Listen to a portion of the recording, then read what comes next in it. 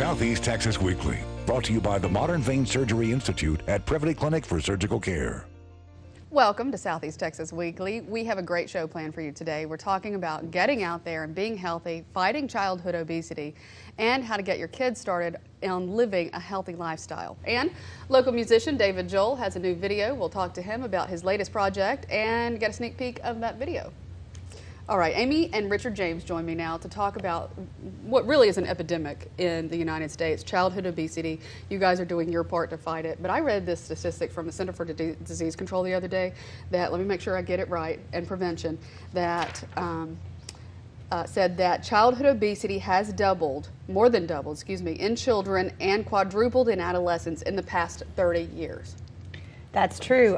They're finding that 1 in 3 children are meeting the measures for obesity.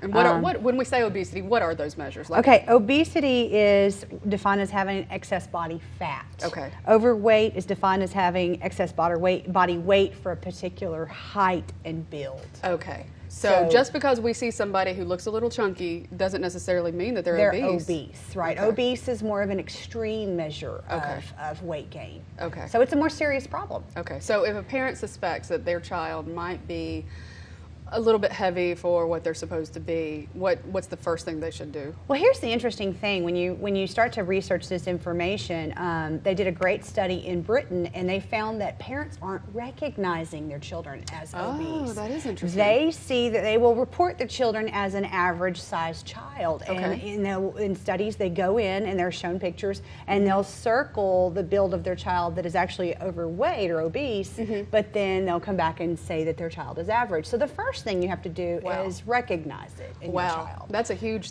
thing, because if you're not recognizing it, you can't help your child. You can't help your child, exactly. So that's number one.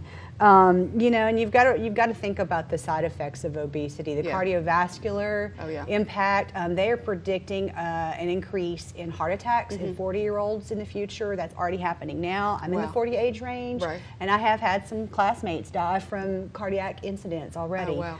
And so we're believing that those are starting not in your 20s or 30s, but the what you're doing, it's starting in childhood that affects you when you're 40. You are laying down those fatty deposits in the arteries. You are elevating the glucose, elevated glucose in your system is basically it burns out your veins and your arteries. It causes them to harden and scar. So that's not something you want your child to develop when they're 9 or 6 or 12. So when we say glucose, what are we talking about? We're talking about blood sugar. Okay. We're talking about your body has a system of control, and it controls your blood sugar to be between a certain level. And if you are putting on more weight and not as healthy, your body can actually lose the ability to control that and keep it in a healthy range. Okay, so the biggest problem is deciding that our child might have these issues, and then what do we do after that? I mean, because it's a touchy subject. You don't want to make them feel bad or make them have a mental issue about this.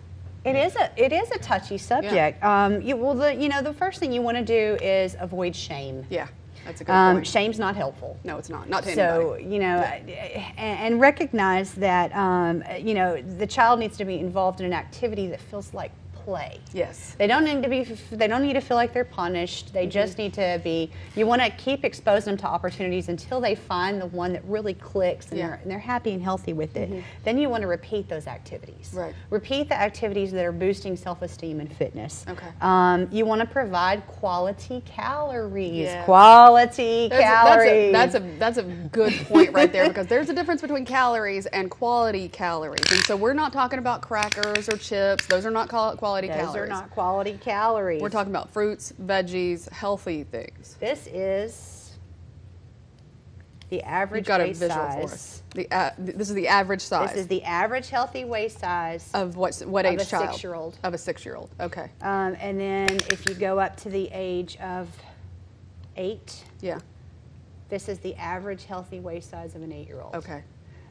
So provide quality calories. If something has no nutritional value, remove it from your pantry. Think about what the food offers your family in terms of vitamins and minerals and building elements.